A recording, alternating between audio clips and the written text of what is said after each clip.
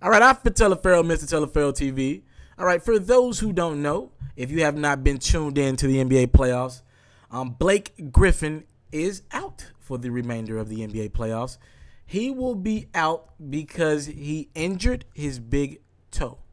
All right, I'm no doctor. I am no physician by any means. You know, I got my degree in journalism. I'm gonna be honest with you guys. I'm pretty sure Kobe Bryant, and I'm not knocking anybody with a toe injury. I'm like 100% sure Kobe's played in playoff games with something a little bit more drastic than a toe. I don't know to the extent. His toe, it says it's a plantar plate in his right big toe. He injured it again this last game against the Utah Jazz, a game that the Clippers actually pulled out without the services of him in the second half. And I feel like a lot of people are going to give Doc Rivers an out because he'll be without the services again of one of his key players going forward. Well, that ain't happening on my channel. I'm not giving Doc Rivers an out. I'm sorry. At some point, Doc Rivers has to be held accountable for the team that he puts out on the court. And you got to coach. You got to find a way. We watched LeBron James. I'm sorry. We watched LeBron James in the finals a couple years ago almost single-handedly beat the Golden State Warriors by himself. At some point, Chris Paul has to be held accountable. At some point, Deandre Jordan, since you are a max player, since you want to be an all-star, you made your first all-star game this year, since you want to be considered one of the best big men in the NBA, at some point, we got to hold you accountable. If I got a top 5 point guard and let DeAndre Jordan tell you we got a top 5 big man, I need to hold y'all to those standards. A top 5 point guard, a top 5 big man. You got shooting and JJ Redick. You have a supposedly top 5 coach in the NBA.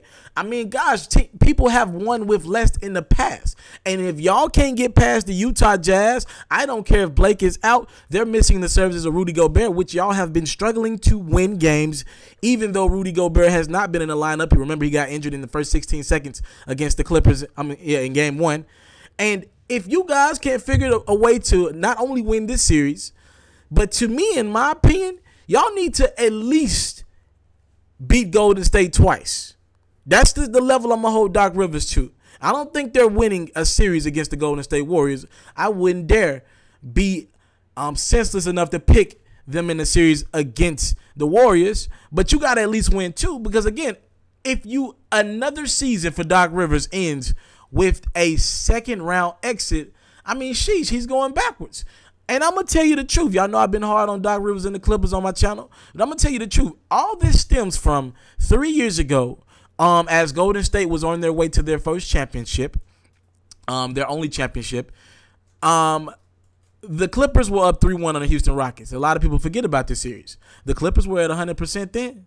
They were up 3-1 against the Rockets, and they blew a 3-1 lead, and Houston went on to beat them and then go ahead and lose to the Golden State Warriors, and then the Golden State Warriors beat the Cavs in the finals in 6 games. That's the one. For me, that's the one. That's the one. Like I say a lot of times, talk to my partners, when we talk LeBron James and his legacy, the only thing that I can't give LeBron James slack for, because y'all know I love LeBron James, the only thing I can't give him slack for is that series against Dallas.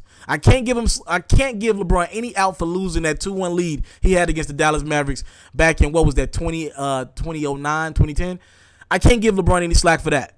So I can't give Doc and the Clippers any slack. They were at full strength that year. Remember, Dwight Howard was in and out of the lineup that year. It was James Harden pretty much beating the Clippers by himself. And there's absolutely nothing I can do I can't explain that one. And I think that's going to be the one that cost Doc Rivers his job this offseason. He's definitely going to be out as the VP. I think the real question for Mr. Ballmer will be, do you want to keep Doc as coach and go out and get a GM or VP, which I am not against because I love Doc Rivers, the individual. I'm just saying that roster, that bench, anytime you have a chance to go out and get a Carmelo Anthony and you choose not to trade your son. Yes, I said this last week and I'll say it again. Phil Jackson was willing to give, this is not a rumor, this is a fact. Phil Jackson was willing to give Carmelo Anthony, as we know, Carmelo Anthony will only go to certain teams. The ex-wife, Lala, will only go to certain teams, a la big markets, LA. It's a fact that Phil Jackson was willing to take Jamal Crawford and Austin Rivers and a couple picks for Carmelo Anthony. And the fact that Doc Rivers was unwilling to trade his son to bolster that starting lineup, which cannot compete with Golden State. It cannot beat Golden State. And you knew that Golden State, this is at the trade deadline. Now, you knew Golden State had the services of Kevin Durant, of course, Steph Curry, of course, Klay Thompson, Draymond Green, and they're getting better. And you decided to not pull the trigger on that trade. I think that and the combination of the loss to the Houston Rockets when you were up 3-1 is going to cost Doc Rivers his job. If they go on and if they lose this series against Utah, he's out for a fact. But I think if they can find a way to beat Utah, because, I mean, pretty much it's a wash at this point. Rudy Gobert is gone and Blake Griffin is gone. So pretty much you dealt pretty much the same hand you had going into the series.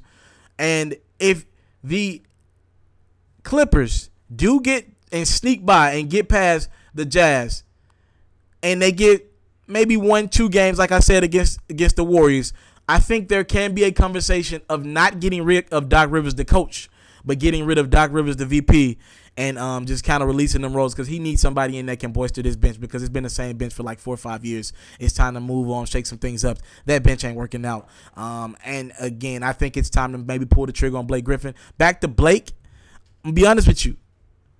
Blake's a free agent this year, has an early termination option, and I'm pretty sure Blake's going to be a free agent. If I'm the Clippers, I'm not saying if I'm Blake. If I'm the Clippers, do I even re-sign this guy who has been injury prone the last 3 seasons? Blake Griffin has been injury prone. All right? I don't even know if I sign this guy. I will have more on this in the upcoming days, of course, depending on how the series turns out. If you want more content like this, go to itsmrt.com. Again, thank y'all so much for the support that y'all been showing me. Follow me on Twitter, Instagram, Facebook, all that.